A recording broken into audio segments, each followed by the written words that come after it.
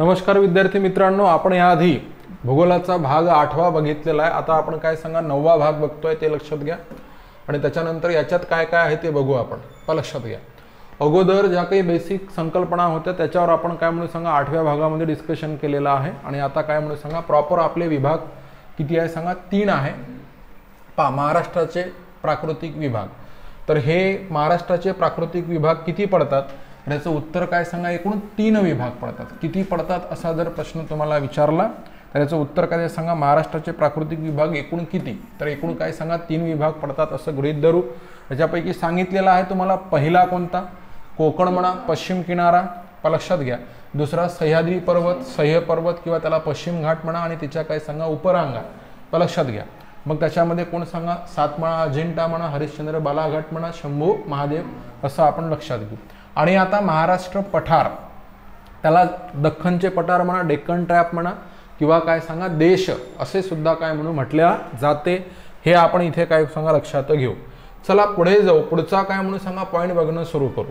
तर आता पहा इकडून जर समजा आपण असं जर जायला लागलो लक्षात घ्या, म्हणजे आपण पश्चिमेकडून जर पूर्वेकडे जायला लागलो तर आपल्याला काय काय मिळतं ते लक्षात घ्या। पहिल्यांदा तर इथे काय सांगा अरबी समुद्रापासून तर काय सांगा सह्याद्री पर्वतापर्यंत कोण मिळेल सांगा कोकण किनारपट्टी मिळेल आपल्याला। आणि त्याच्यानंतर मग आपला उंचच्या उंच असा कोण सांगा सह्याद्री पर्वत आणि मग हळूहळू इकडे काय होईल याची उंची कमी होत जाईल, तर इकडे काय सांगा महाराष्ट्राचं काय मिळेल सांगा पठार मिळेल असं आपण लक्षात घेऊ। तर याच्यामध्ये 3 विभाग कोणकोणते, तर अरबी समुद्र हा काही विभाग नाहीये बरोबर आहे। मग एक विभाग कोणता सांगा कोकण किनारपट्टी, दुसरा सह्याद्री पर्वत आणि तिसरा विभाग काय म्हणून सांगा महाराष्ट्र पठार असं आपण महाराष्ट्राचे प्राकृतिक विभाग किती पडतात सर, ह्याचं उत्तर काय देऊ सांगा 3 विभाग पडतात असे आपण लक्षात घेऊ। चला आपण सुरुवात करू कोणाची, तर पश्चिम किनारपट्टी किंवा काय सांगा कोकण, पश्चिम किनारपट्टी म्हणा किंवा कोकण ह्याची आपण इथे सुरुवात करू। तर आता पहा याच्या बेसिक संकल्पना आधीच्या लेक्चरमध्ये आपण कंटिन्यू केलेल्या आहे बरोबर आहे, लक्ष द्या। तर आता पहा पश्चिम किनारपट्टी कोकण भारतीय प्राकृतिक विभाग किनारपट्टी मैदानी प्रदेशापैकी एक असणारा, म्हणजे एकूण हे लक्षात घ्या हे अशा प्रकारे आपण कन्सिडर करू। भारताला काय लाभलेली आहे मला सांगा किनारपट्टी लाभलेली आहे, अरे बरोबर आहे ना, भारताला किनारपट्टी लाभलेली आहे। तर भारतीय प्राकृतिक विभाग त्याच्यामधला कोणता किनारपट्टी मैदानी प्रदेश हा विभाग, त्याच्यापैकी एक असणारा कोणता सांगा पश्चिम किनारपट्टीच्या प्रदेशाचे किती भागात विभाजन होते, तर इथे काय सांगा 3 भागात। आता हे पश्चिम किनारपट्टी कुठून कुठपर्यंत असं आपण कन्सिडर करू पहा, कन्सेप्ट एकदम बढिया समजून घ्या। आपल्या भारताच्या प्राकृतिक विभागापैकी एक विभाग आहे, एक विभाग कोणता सांगा हे पहा भारतीय प्राकृतिक विभाग, भारताचे प्राकृतिक विभाग किती म्हटलं होतं 5 बरोबर आहे। त्याच्यापैकी किनारपट्टी मैदानी प्रदेश हा एक विभाग आणि याच्यापैकी लक्षात घ्या किनारपट्टी मैदानी प्रदेशापैकी एक असणारा पश्चिम किनारपट्टीच्या प्रदेशाचे, आता हे पश्चिम किनारपट्टी म्हणजे हे इथून हे इकडे काय सांगा गुजरात पासून आपण कन्सिडर करू, तर हे इथपर्यंत कुठपर्यंत खाली केरळपर्यंत, हे इथपर्यंत, हे इथून आपण काय म्हणून सांगा गुजरातच्या वरच्या टोकापासून तर खाली कुठपर्यंत केरळपर्यंत असं आपण लक्षात घेऊ। तर इथे समजून घ्या पहिल्यांदा काय म्हणायचं आहे मला पहा, पश्चिम किनारपट्टीच्या प्रदेशाचे 3 भागात वर्गीकरण केले जाते। त्यातील सुरत ते काय म्हणून सांगा गोवा, इकडे काय म्हणून सांगा इकडे सुरत पासून तर इकडे खाली कुठपर्यंत सांगा गोव्यापर्यंत समजून घ्या। आणि इथे मग कोण आला सांगा गोवा आला, लक्षात घ्या। त्यातील सुरत ते गोवा इथपर्यंतची किनारपट्टी हे लक्षात घ्या, सुरत ते काय म्हणून सांगा गोवा इथपर्यंत किनारपट्टी म्हणजे लक्षात घ्या तिला कोकण किनारपट्टी असे म्हणून ओळखली जाते। म्हणजे आता पहा एखादा प्रश्न जर तुम्हाला जर विचारला गेला की कोकण किनारपट्टी फक्त महाराष्ट्राच्याच किनारपट्टीला म्हटल्या जाते का, नाही, वर सुरत त्याच्यानंतर काय म्हणून सांगा सुरत म्हणजे त्याच्यात कोणाला सांगा गुजरातही किनारपट्टी येत आहे, त्याच्यानंतर काय येत आहे सांगा महाराष्ट्राची येत आहे आणि काय सांगा गोवा, तर अशा किनारपट्टीला काय सांगा कोकण किनारपट्टी असं म्हटल्या जाते। म्हणजे मग त्या कोकण किनारपट्टीमध्ये कोणाच्या किनारपट्टीचा समावेश आहे मला सांगा महाराष्ट्राच्या किनारपट्टीचा समावेश आहे, म्हणजे महाराष्ट्राच्या किनारपट्टीला आपण काय म्हणणार आहोत मला सांगा कोकण किनारपट्टी असेच म्हणणार आहोत। तर इथे सांगायचं काय भारतीय प्राकृतिक विभाग किती सांगा 5, त्याच्यापैकी एक विभाग किनारपट्टी मैदानी प्रदेशापैकी असणारा एक पश्चिम किनारपट्टीच्या प्रदेशाचं 3 भागात काय सांगा वर्गीकरण केलं जातं. त्यातील सुरत ते गोवा इथपर्यंतची जी पट्टी आहे किनारपट्टी तिला काय सांगा कोकण किनारपट्टी असं म्हणून ओळखल्या जाते असं गृहीत धरू. आता पहा महाराष्ट्राच्या दृष्टिकोनातून जर विचार केला, आता आपण सर्व भारत किंवा जग पाहत बसलेलो आहे का? नाही, तर फक्त आपण काय पाहतोय मला सांगा महाराष्ट्र, बरोबर आहे. मग जर समजा महाराष्ट्राच्या दृष्टिकोनातून जर विचार करायचा झाला, कोणाच्या दृष्टिकोनातून रे सांगा? फक्त महाराष्ट्र, फक्त महाराष्ट्राच्या दृष्टिकोनातून विचार करता कोकण किनारपट्टीचा विस्तार उत्तरेकडे बोर्डी तळासरी, हे पहा इथून सुरू होत आहे, ही इथे पॉइंट हे लक्षात घ्या. बोर्डी तळासरी पासून हे प्रश्न अस्सेच्या अस्से होतात. हे बोर्डी काय म्हणते सांगा? तळासरी, समजत आहे का? तर खाली कुठपर्यंत सर तेरेखोल पर्यंत काय सांगा विस्तार झालेला आहे. वर बोर्डी तळासरी, उत्तरेकडे कोण? तर बोर्डी तळासरी. तर दक्षिणेकडे कोण? हे पहा उत्तरेकडे, ही इथून कोण सांगा? बोर्डी तळासरी. हे कुठे सांगा? वर उत्तरेकडे. तर दक्षिणेकडील कुठे सांगा? तेरेखोल. हे पहा तेरेखोल, लक्षात घ्या. इथे खोल खाली लक्षात ठेवा, तेरेखोलच्या खाडीपर्यंत याचा विस्तार झालेला आहे, लक्षात घ्या. आता तुम्हाला सांगतो इथे पूर्व पश्चिम विस्तार कुठं आहे, कुठून कुठपर्यंत आहे? तर इकडे कोण आहे सांगा? अरबी समुद्र आहे. अरे बरोबर आहे ना, अरबी समुद्र आहे. तर अरबी समुद्रापासून हा कुठपर्यंत राहील? जो सह्याद्री पर्वत आहे ना तिथपर्यंत राहील. सिंपल आहे. आणि आता तो प्रत्येक ठिकाणी सारखा राहील का? नाही. म्हणजे तो कसं, हे पहा वर कशी दिसतंय तुम्हाला? रुंद दिसत आहे. खाली कसं सांगा? इथे मध्ये अरुंद झाली, पुन्हा रुंद अरुंद अशी काय सांगा होत गेलेली आहे. तर हे लक्षात घ्या. पण आता उत्तर दक्षिण तिचा विस्तार कसा? तर उत्तरेला काय सांगा? बोर्डी तळासरी. ते खाली कुठपर्यंत सांगा? तेरेखोल पर्यंत काय सांगा ती लांब आहे, म्हणजे उभी आहे. आणि आडवी कुठून कुठपर्यंत? तर हे अरबी समुद्रापासून कुठपर्यंत रे? पश्चिम घाटपर्यंत. मुद्दा समजताय का? अरबी समुद्रापासून काय सांगा? पश्चिम घाटापर्यंत असं आपण कन्सिडर करू. हे पहा तेरेखोलच्या खाडीपर्यंत. तर पूर्व पश्चिम विस्तार हा महाराष्ट्राच्या पश्चिमेस असलेल्या काय म्हणून सांगा? अरबी समुद्रापासून तर कुठपर्यंत? सह्याद्री पर्वतापर्यंत तिचा काय सांगा पूर्व पश्चिम विस्तार आहे, असे आपण लक्षात घेऊ. ठीक आहे. आता याची पुन्हा काय कंटेंट बघायचं आहे? निर्मिती. निर्मिती तर आधीच पाहिलेली आहे आपण, प्रस्तरभंग शिकवला नाही तुम्हाला? लक्षात घ्या. महाराष्ट्र पठाराच्या पश्चिमेकडील भाग म्हणजे हा कोणता भाग सांगा? पश्चिमेकडला भाग. लक्षात घ्या. पहा हे प्रस्तरभंगामुळे खाली खचलेल्या, सांगितलं तुम्हाला, प्रस्तरभंगामुळे खाली खचल्यामुळे कोकणची अरुंद किनारपट्टी निर्माण झालेली आहे. पहा कोकण किनारपट्टी कशाने निर्माण झाली? तर उत्तर काय द्यायचं आपण मला इथे सांगा? प्रस्तरभंगामुळे निर्माण झाली असं उत्तर द्यायचं, हे तुम्हाला सांगितलं. पहा प्रस्तर खाली खचलेल्या भागाच्या पूर्वेकडील सह्याद्रीचा इथे मग असा तीव्र उताराचा काय तयार झाला सांगा? कडा तयार झाला, उभा कडा. लक्षात घ्या. तीव्र उताराचा कड्यासारखा भाग उभारला व पश्चिमेकडील काही भाग समुद्रात गेला, तर काही भाग उंचवट्यासारखा शिल्लक राहिला. आणि जो भाग उंचवट्यासारखा शिल्लक राहिला त्यालाच आपण काय म्हणतो सांगा? कोकण असं म्हणत असतो. तर काही भाग कुठे गेला? समुद्रात बुडला. तर काही भाग काय सांगा? म्हणजे वर राहिला, समुद्र सपाटीच्या पाण्याच्या लेवलच्या काय सांगा वर राहिला, तर त्यालाच आपण काय म्हणतो सांगा? कोकण असं म्हणत असतो. हे तुम्ही लक्षात घ्या. कोकण किनारपट्टी कशाने तयार झालेली आहे? तर हे अशा प्रकारे प्रस्तरभंगामुळे ती निर्माण झालेली आहे असे आपण लक्षात घेऊ. ठीक आहे. चला विस्तार पाहायचा आपला. विस्तार आता इथे आपण विस्तार तर आधीच अभ्यासलेला आहे. उत्तरेकडील पालघर जिल्ह्यातील, आता पहा ते बोर्डी तळासरी कुठे येईल म्हटलं तर काय उत्तर देऊ सांगा? पालघर जिल्ह्यात. हे लक्षात घ्या. तर आता इथे लक्षात घ्या आपण कसं कन्सिडर करू. हे बोर्डी तळासरी म्हटल्यानंतर जिल्हा कोणता? इथं पालघर. पालघर जिल्ह्यातील बोर्डी तळासरी खाडीपासून दमनगंगा नदी खोरे. लक्षात घ्या. दमनगंगा नदी खोरे लक्षात घ्या. दमन हे बोर्डी तळासरी खाडी हे कुठे येते? तर इथे दुसरा एक तुम्हाला कंटेंट विचारलं जाते. तर हे काय म्हणून सांगा? दमनगंगा. पॉइंट काय सांगा थोडंसं लक्षात घ्या. दमनगंगा पासून तेरेखोल पर्यंत असे दिलं असेल तरी चूक नाही. अरे समजते का? दमनगंगा ते कुठपर्यंत सांगा? तेरेखोल. हे दमनगंगा खाली कुठे सांगा? तेरेखोल. म्हणजे उत्तरेस पालघर जिल्ह्यातील बोर्डी तळासरी खाडीपासून म्हणजे दमनगंगा नदीचं खोरं ते दक्षिणेला कुठे सांगा? सिंधुदुर्ग जिल्हा आहे तो सगळ्यात खाली. सिंधुदुर्ग जिल्ह्यातील कोण सांगा? तेरेखोल नदी खाडीपर्यंत अशी दक्षिणोत्तर काय म्हणून सांगा? हिची काय म्हणून सांगा? उंची आहे. लक्षात घ्या. आता पहा असा दक्षिणोत्तर विस्ताराला चिंचोळा निमुळता प्रदेश म्हणजे कोण होय सांगा? कोकण होय असं आपण गृहीत धरू. उतार पूर्वेकडून पश्चिमेकडे लक्षात घ्या, पूर्वेकडून काय सांगा, पश्चिमेकडे. म्हणजे असा उतार राहील ना दादा, इकडे कोण आहे सांगा, हे असं आहे, आणि इकडे कोण आहे सांगा, सह्याद्री पर्वत आहे. म्हणजे हे कोणती दिशा आहे, पूर्वे, आणि उतार इकडे काय राहील सांगा, पश्चिमेकडे. उतार पूर्वेकडून पश्चिमेकडे खूप तीव्र स्वरूपाचा, हे डायरेक्ट हे अशा पद्धतीनं काय म्हणून सांगा, अत्यंत तीव्र स्वरूपाचा उतार राहील, असे आपण तिथं लक्षात ठेवू.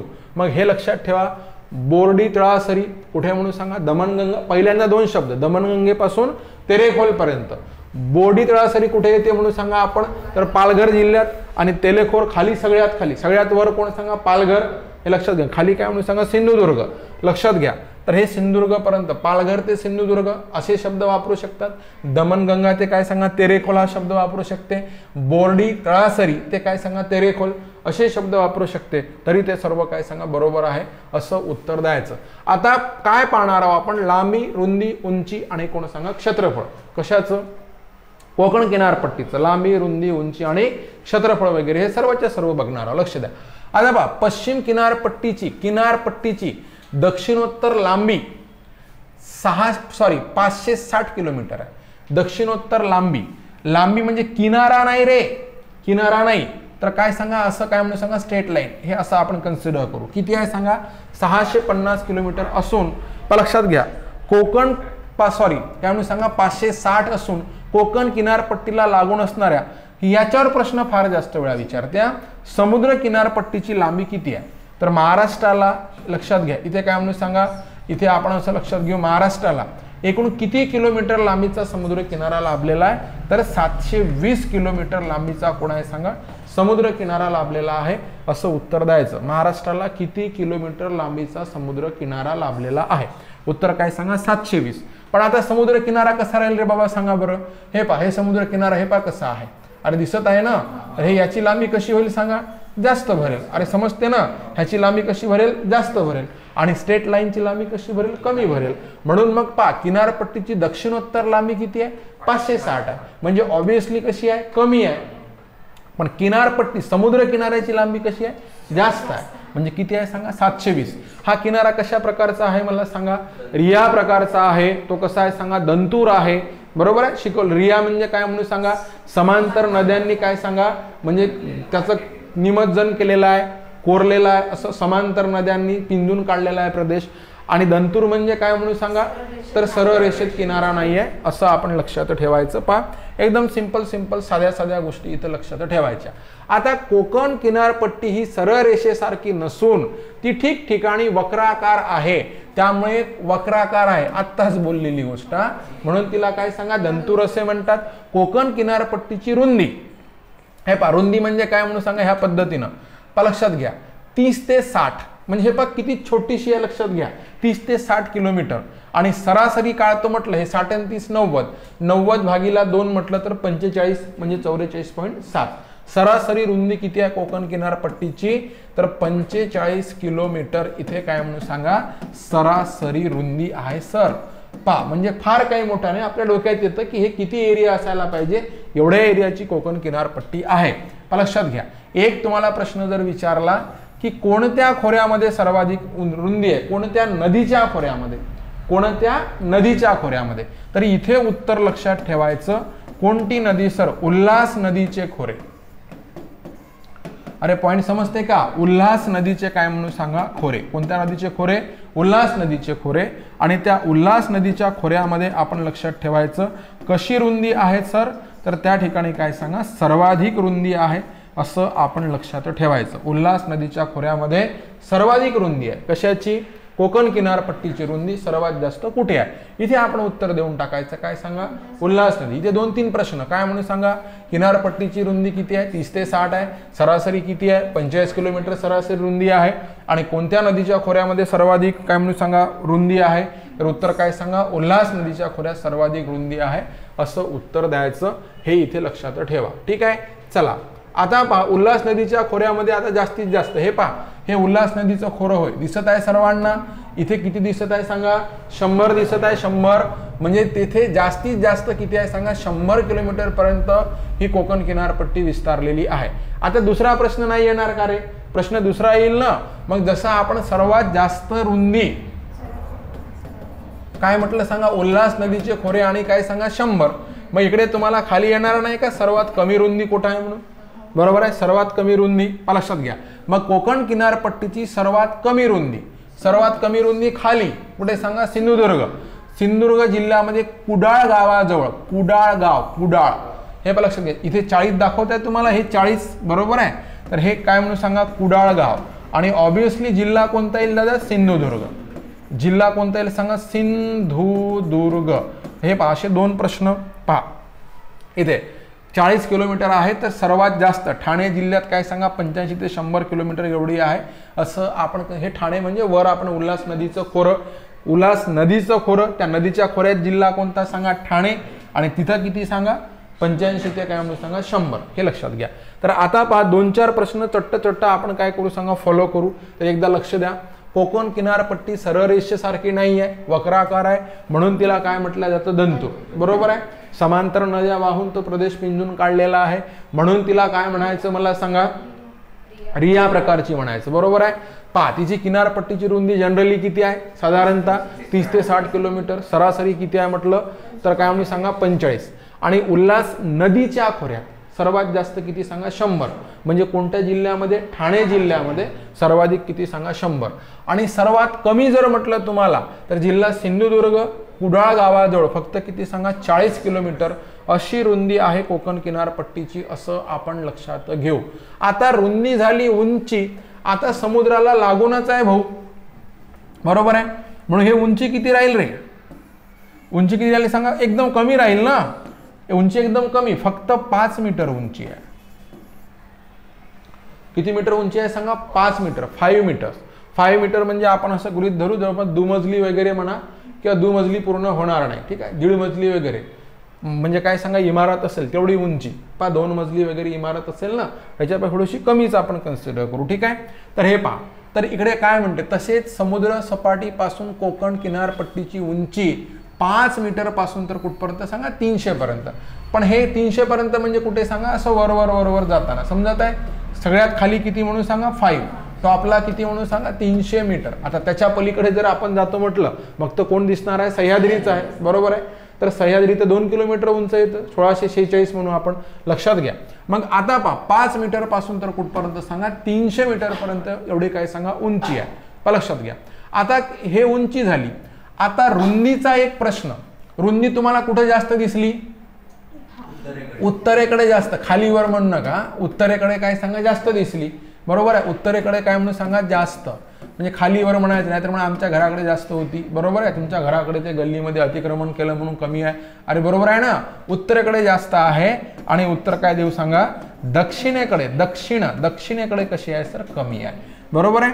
मग हे पहा काय म्हणते की किनारपट्टीची रुंदी उत्तरेकडून दक्षिणेकडे येताना कशी होत जाते, कमी कमी होत गेलेली आहे. त्यामुळे किनारपट्टी उत्तरेकडून दक्षिणेकडे कशी होत गेलेली आहे, निमुळती होत गेलेली आहे. उत्तरेकडून दक्षिणेकडे काय सांगा, निमुळती होत गेलेली आहे. आणि दक्षिणेकडून उत्तरेकडे जर म्हटलं तर रुंदी काय सांगा, वाढत गेलेली आहे. आणि दक्षिणेकडून उत्तरेकडे किनारपट्टी कशी सांगा, पसरत गेलेली आहे. असं लक्षात ठेव. कशी गेलेली आहे सांगा, पसरत गेलेली आहे. पॉईंट समजत आहे ना प्रत्येकाला. काही थेरी विचारली तरी उत्तर काय सांगा, बरोबर देता आली पाहिजे. हेच मला काय म्हणून सांगा, महत्वाचं सांगायचं आहे. हे इथे समजून घ्या. ठीक आहे. चला थोडंसं काय करू सांगा, पुढे जाऊ आणि पुढचा काय सांगा पॉईंट बघू. आता या संपूर्ण कोकण किनारपट्टीचं एकूण क्षेत्रफळ किती, लक्षात घ्या. एकूण क्षेत्रफळ किती हे दिसतंय, ते चित्र कशाचं होय असं विचारू नका. अरे बरोबर आहे. नाहीतर म्हणाल की हे चित्र कायचं होय सर म्हणा. बरोबर आहे, हे कोकण किनारपट्टीचं आहे, कारण त्याच्यातून तोडून बाहेर काढलेलं आहे. तर आता प्रत्येक वेळेस महाराष्ट्र तर मावणार नाही ना इथं. बरोबर आहे. आणि मावला तर बारीक होईल, बारीक झाला तर तुम्हाला दिसेल, पण ते ऑनलाईन वाले आहे त्यांना दिसणार नाही. लक्षात घ्या. मग आता पहा, कोकण किनारपट्टीचे एकूण क्षेत्रफळ लक्षात घ्या, 30,394. 30,394 काय म्हणून सांगा, चौरस किलोमीटर इतकं काय सांगा क्षेत्रफळ आहे. कोकण किनारपट्टीत सर्वाधिक समुद्र किनारा तिथंच लाभणार आहे ना. अरे बरोबर आहे ना. कोकण किनारपट्टीमध्ये सर्वाधिक समुद्र किनारा लाभलेला जिल्हा. आता इथे एक प्रश्न बनतो, हे पुन्हा आपण कोणाकोणाला किती किती समुद्र किनारा लाभलेला आहे ते पर्टिक्युलर पाहणार आहोत. पण इथे एक प्रश्न टॅली करून घ्या की हे सर्वाधिक समुद्र किनारा कोणाला, तर सर्वाधिक समुद्र किनारा लक्षात घ्या रत्नागिरीला लाभलेला आहे. आणि दुसरा प्रश्न इथे लगेचच लक्षात घ्या, सर्वात कमी समुद्र किनारा कोणाला सांगा, ठाणेला. हे पहा. तर इथे पहा, इथून 3 प्रश्न लक्षात घ्यायचे. कोकण किनारपट्टीचं एकूण क्षेत्रफळ काय म्हणून सांगा 30,394 चौरस किलोमीटर। दुसरं इथे सर्वाधिक समुद्र किनारा, पहा लक्षात घ्या, सर्वाधिक समुद्र किनारा काय रे, सर्वाधिक कोण रे, समुद्र किनारा, सर्वाधिक काय म्हणून सांगा समुद्र किनारा कोणाला, रत्नागिरीला, बरोबर आहे सर्वाधिक। आणि सर्वात कमी, पहा लक्षात घ्या, सर्वात कमी काय, सर्वात कमी काय समुद्र किनारा कोणाला, ठाणे जिल्ह्याला लाभलेला आहे असे आपण लक्षात घेऊ। हा एक महत्त्वाचा मुद्दा, ठीक आहे। पहा याच्यावर आपण पुन्हा डिस्कस करणार आहोत पुढे गेल्याच्या नंतर, हे लक्षात घ्या। कोकण किनारपट्टीवर समुद्राला येऊन मिळणाऱ्या असंख्य नद्यामुळे तेथील किनारपट्टी सलग न राहता खंडित झालेली आहे, त्यामुळे कोकण किनारपट्टी ही कशी आहे सांगा, रिया प्रकारची आहे। सांगितलं दंतूर आहे म्हटलं, रिया आहे, बरोबर आहे। कोकण किनारपट्टीवर उत्तरेकडील भागाकडे तांबूस तपकिरी मृदा, म्हणजे हे आपण जर समजा वरचा पाड जर पाहतो म्हटलं तर इकडे काय सांगा तांबूस तपकिरी मृदा आढळते आपल्याला। आणि पाणी खाली खूप जास्त असल्यामुळे लक्षात घ्या, तर दक्षिणेकडल्या भागामध्ये सिंधुदुर्ग आणि कोण सांगा रत्नागिरी, इकडे काय म्हणून सांगा खाली, हे इकडे खाली आपण कन्सिडर करू, पाण्याचं प्रमाण इकडे जास्त आहे, अंबोली वगैरे खाली येतं, तुम्हाला माहित असेल ना। तर लक्षात घ्या सिंधुदुर्ग रत्नागिरी जिल्ह्यामध्ये काय सांगा जांभी मृदा, तर इकडे कोणती मृदा आढळते सर, तर इथे उत्तर देऊ आपण काय सांगा तांबूस, लक्षात घ्या तांबूस कोणती रे, तपकिरी मृदा आढळते। आणि सर खाली कोणती मृदा आढळते हो, तर खाली कोणती सांगा जांभी मृदा आढळते असे लक्षात घेऊ। सिंधुदुर्ग रत्नागिरी जिल्ह्यामध्ये कोणती सांगा जांभी, वर तांबूस तपकिरी, खाली पाण्याचं प्रमाण कसं आहे सांगा जास्त आहे पावसाचं प्रमाण, त्याच्यामुळे खाली काय सांगा जांभी। आता पहा उपभाग, तर ही जी कोकण किनारपट्टी आहे ना याचे दोन पार्ट झालेले आहे, म्हणजे हे एवढी जर समजा अशा प्रकारे कोकण किनारपट्टी जर असेल समजून घ्या, हे अशा प्रकारे काय म्हणून सांगा कोकण किनारपट्टी आहे, तर ह्याचे काय झालेले आहे माहिती आहे का, दोन पार्ट झालेले आहे। पहा लक्षात घ्या ह्याच्यामध्ये किती भाग झालेले आहे ते लक्षात घ्या, तर हा एक वरचा भाग झालेला आहे आणि हा एक काय सांगा खालचा भाग, ठीक आहे। तर इथे लक्षात ठेवायचं, फक्त खाली टेन्शनच घ्यायचं नाही, हे वरच्याला काय म्हणतात ते लक्षात ठेवा। इथे काय म्हणते उत्तर कोकण असं म्हणतात, उत्तर कोकण असं म्हणतात, आणि जो पार्ट खाली आपण आणलेला आहे त्याला दक्षिण कोकण असं म्हणतात। पहा लक्षात घ्या, त्याला काय म्हणून सांगा दक्षिण कोकण असे म्हणतात, खाली जो पार्ट आपण कन्सिडर केलाय ना त्याला काय म्हणतात सांगा दक्षिण कोकण असे म्हणतात। मग आता एकूण कोकणामध्ये किती जिल्हे आहे रे, 7 जिल्हे आहे कोकणामध्ये, बरोबर आहे। उत्तर कोकणात किती जिल्हे आहे, तर हे पहिला प्रश्न, किती सांगा 5 जिल्हे आहे, आणि दक्षिण कोकणामध्ये कोण सांगा 2च जिल्हे आहे। तर हे लक्षात घ्या, दक्षिण कोकणामध्ये असणारे 2च जिल्हे, तर त्याच्यामध्ये एक कोण सांगा रत्ना आणि सिंधू, ह्या दोघी कोण सांगा मैत्रिणी आहे, लक्षात ठेवा। तर रत्नागिरी आणि कोण सांगा सिंधुदुर्ग, हे काय म्हणून सांगा 2 जिल्हे कुठे सांगा दक्षिण कोकणामध्ये आहे, आणि वर काय म्हणून सांगा 5 जिल्हे आहे। तर त्या 5 जिल्ह्यामध्ये कोण पहा, इथे आता ह्या पश्चिम किनारपट्टीची, आपल्या कोकण किनारपट्टीचे किती पार्ट केलेले आहे मला सांगा, 2 पार्ट केलेले आहे। आता प्रश्न कसे कसे म्हणते, तर एक उत्तर कोकण, दुसरा काय सांगा दक्षिण कोकण, एकूण 7 जिल्हे, त्याच्यापैकी 5 जिल्हे कुठे सांगा उत्तर कोकणामध्ये आणि 2 जिल्हे कुठे सांगा दक्षिण कोकणामध्ये, असं आपण लक्षात घेऊ। जे सांगत आहोत ते समजत आहे का? हा, आता उत्तर कोकणामधले जिल्हे मग कोणकोणते आहे सर, तर मुंबई शहर हा एक जिल्हा, मुंबई उपनगर हा काय सांगा दुसरा जिल्हा, हा ठाणे काय म्हणून सांगा तिसरा जिल्हा, रायगड आणि काय सांगा वर पालघर, असे किती एकूण 5 जिल्हे, समजलं। आणि खाली दक्षिण कोकणामध्ये समाविष्ट जिल्हे, एक रत्नागिरी आणि दुसरा काय सांगा सिंधुदुर्ग, समजलं का रे? तर हे पहा, आता पुन्हा एक पार्ट, म्हणजे प्रश्न वाया जाता कामा नये, कारण इथं काही आपल्याला काही इसवी सन पाठ करायचे नाही, कन्सेप्ट आहे बढियापैकी, पाहू उत्तर द्यायचे। पश्चिम किनारपट्टीचे 2 भागात रूपांतर, उत्तर कोकण दक्षिण कोकण, एकूण 7 जिल्हे, त्यापैकी 5 मुंबई शहर, मुंबई उपनगर, ठाणे, रायगड, पालघर, अरे बरोबर आहे ना। तर हे कुठे सांगा उत्तर कोकणामध्ये, दक्षिण कोकणामध्ये 2च जिल्हे रत्नागिरी आणि सिंधुदुर्ग, ह्यांचा समावेश कुठे होतो सर, तर ह्यांचा समावेश कुठे होतो सांगा दक्षिण कोकणामध्ये होत असतो, असे आपण लक्षात घ्यायचं। तर हे पहा, इकडे तुम्ही जर जिल्हे जर समजा पाहायला जात असाल तर आता नीट लक्ष द्या इकडे, तर हे पहा असे इथून काय केलेलं आहे सांगा 2 पार्ट केलेले आहे। मग इथे एक कोण सांगा रत्नागिरी, खाली कोण सांगा सिंधुदुर्ग, असे 2 जिल्हे कुठे गेलेले आहे सांगा दक्षिण कोकणामध्ये, आणि वर कोण आहे तर एक काय सांगा पालघर, 2 ठाणे, 3 काय सांगा रायगड, हे मुंबई शहर आणि मुंबई उपनगर, तर हे 4 आणि हे किती सांगा 5, तर असे 5 जिल्हे काय सांगा उत्तर कोकण आणि 2 जिल्हे काय सांगा दक्षिण कोकणामध्ये ऍड केलेले आहे, असे आपण लक्षात घेऊ। मुद्दा समजला का? आता तुम्हाला दोन कन्सेप्ट पुन्हा सांगायचे आहे. तर एक सांगायची आहे खलाटी आणि दुसरी सांगायची आहे वलाटी. आता खलाटी म्हणजे खोल भाग, सखल भाग, सपाट भाग. अरे बरोबर आहे ना. मग मला सांगा काय होत आहे. तर इथे काय होत आहे ते समजून घ्या पहिल्यांदा. ते बोर्डवर जे काही पीपीटी आहे ते वाचण्यामध्ये टाइमपास करायचं नाही. कन्सेप्ट नाही समजली तर ते वाचूनही काय म्हणून सांगा फायदा होत नाही. ठीक आहे. तर हा कोण आहे सांगा. इकडे असा आता सह्याद्री पर्वत आहे. लक्षात घ्या. इकडे काय म्हणून सांगा अशा पद्धतीनं आपण काय म्हणून सांगा कोकण म्हणा आणि हे इकडे कोण सांगा सह्याद्री पर्वत. ठीक आहे.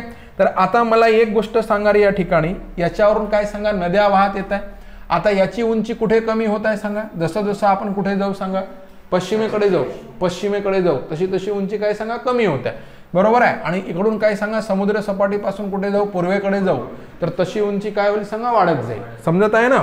मग आता काय होते की इकडे जसा जसा खाली आला तसा हे किनारपट्टीवर काय होईल सांगा हा समांतर होऊन जाईल. कसा होऊन जाईल सर. तर हा कसा सांगा असा समांतर होऊन जाईल. बरोबर आहे. आणि मग हे इथे काय होत आहे सांगा समांतर पद्धतीनं काय होत आहे नद्या वाहत आहे. पहा हे नद्या तुम्हाला आधीच सांगितल्या. हे अशा प्रकारे काय वाहत आहे सांगा नद्या येत आहे. नद्या कुठे येत आहे मला सांगा अरबी समुद्राकडे. बरोबर आहे. नद्या कुठे येत आहे सांगा अरबी समुद्राकडे. बरोबर आहे. मग अरबी समुद्राकडे जर सर नद्या येत असेल तर मग हे नद्या आता इथे जेव्हा आपण किनारपट्टीला आलो तेव्हा सगळा प्लेन एरिया तयार झाला. बीच तयार झालं. बीच. अरे बरोबर आहे ना. बीच म्हणजे काय म्हणून सांगा पुळण वाळूचे दांडे वगैरे समजते ना. मग हा जो एरिया आहे हा कसा आहे सांगा सखल आहे. खल म्हणजे प्लेन सखल. मग हे सखल जो एरिया आहे तर ह्या प्लेन एरियाला काय म्हणायचं खलाटी. पण आता लक्षात घ्या हे मध्ये नद्या काय करत आहे तळ काय सांगा खोदू आणत आहे.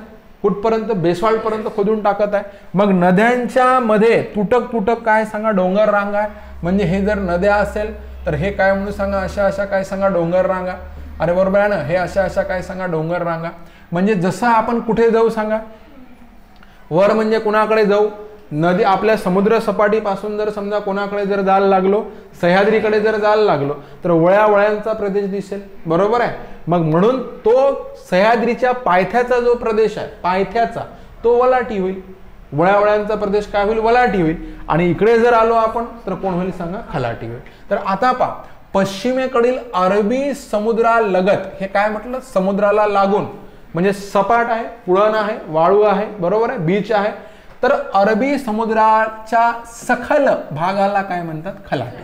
बरोबर आहे. या भागाची उंची 5 मीटर पासून फक्त किती सांगा 15 मीटर पर्यंत किंवा त्यापेक्षा अधिकही राहू शकते. उतार अत्यंत काय सांगा सौम्य असा तीव्र उतार राहील का तिकडल्यासारखा नाही. पहा या भागात लहान मैदाने खाड्या वाळूचे दांडे चौपाटी हे चौपाटी वगैरे जुहू चौपाटी गिरगाव चौपाटी ऐकत असताना मुंबई खाजण म्हणजे खाऱ्या पाण्याची सरोवरे समुद्र लाटांनी तयार केलेली विविध भूरूपे आपल्याला काय सांगा दिसतात. हे कशामध्ये सांगा खलाटीमध्ये. आणि आता इकडे वलाटीकडे जर गेलो तर मोठमोठ्या वळ्या दोन नद्यांच्या मधला प्रदेश वगैरे आपल्याला काय सांगा दिसेल. तर हे पहा इथे फक्त खलाटी म्हणजे लक्षात ठेवा की अरबी समुद्रालगतचा कोण सांगा सखल प्रदेश त्याला काय म्हणायचं सांगा खलाटी. तर हे कन्सेप्ट डोक्यात ठेवा. ठीक आहे. त्याच्यानंतरचा कोण येईल सर तर वलाटी. बरोबर आहे. कोकण किनारपट्टीच्या सह्याद्री पर्वताकडे पहा खलाटी कोणीकडला भाग सांगा अरबी समुद्राकडे. खलाटी अरबी समुद्राकडे आणि वलाटी सह्याद्री पर्वताकडे. सिंपल. वलाटी काय सांगा सह्याद्री पर्वताकडे.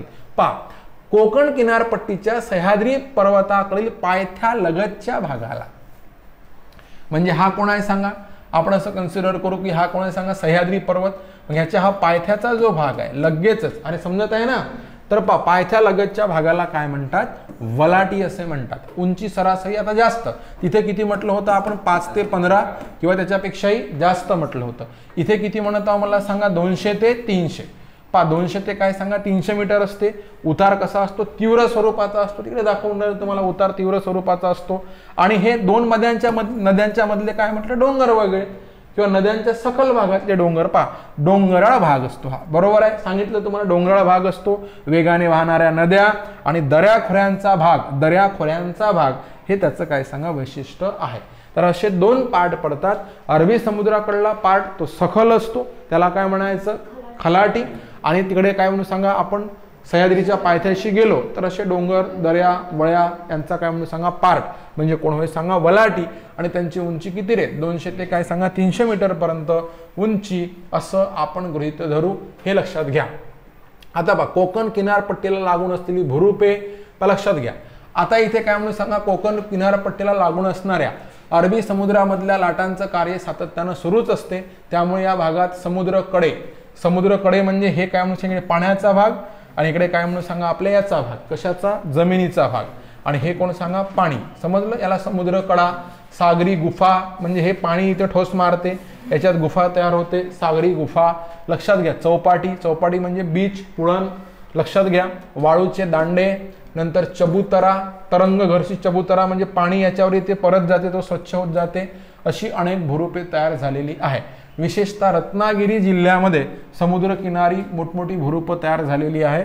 सर्व सागरी भूरूपे आपल्याला काय सांगा सागरी लाटांनी तयार केलेली भूरूपे पाहायला मिळतात, असं आपण इथे काय करू सांगा कन्सिडर करू, लक्षात घ्या. त्याच्यानंतरचा कंटेंट आपल्याला पाहायचा आहे तो म्हणजे काय सांगा खाड्या हा मुद्दा पाहायचा आहे. तर खाड्या हा जो मुद्दा आहे तो आपण काय सांगा उद्याला पाहू. इथे आपण थांबू, ठीक आहे.